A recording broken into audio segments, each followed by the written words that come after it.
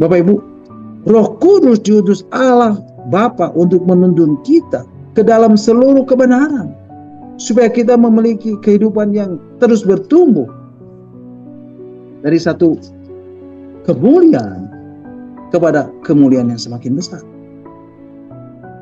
Jadi jelas Bapak Ibu, ketika kita memiliki pandangan yang benar tentang keselamatan, maka kita akan meletakkan kekudusan ini menjadi sesuatu yang kita rindukan. Dan inilah yang Allah rindukan, supaya kita hidup kudus. Sebab Allah adalah kudus. Bapak Ibu, ketika kita mengerti semua ini sekarang, mengapa kita tidak memperkarakan kekudusan ini dengan serius?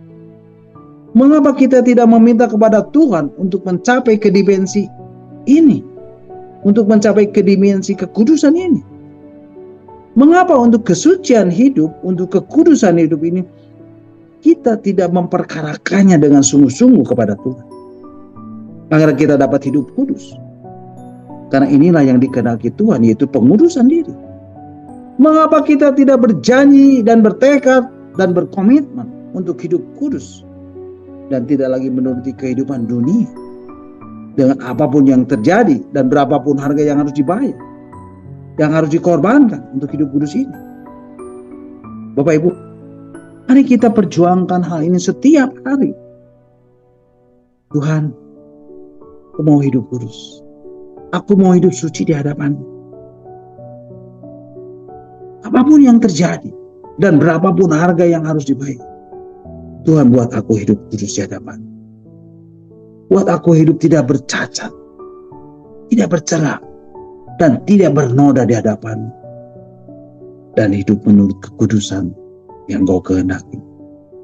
Buat aku menjadi anak-anak kesukaan dan sungguh-sungguh berkenan di hadapan dan menyenangkan hati-Mu. Nah Bapak Ibu, inilah yang membuat kita tidak menjadikan kekudusan ini itu penting, yaitu cara pandang kita mengenai keselamatan yang dangkal, yang menganggap keselamatan itu hanya sebagai kasih karunia dan tidak lagi mengerjakan keselamatan itu di dalam hidup kita.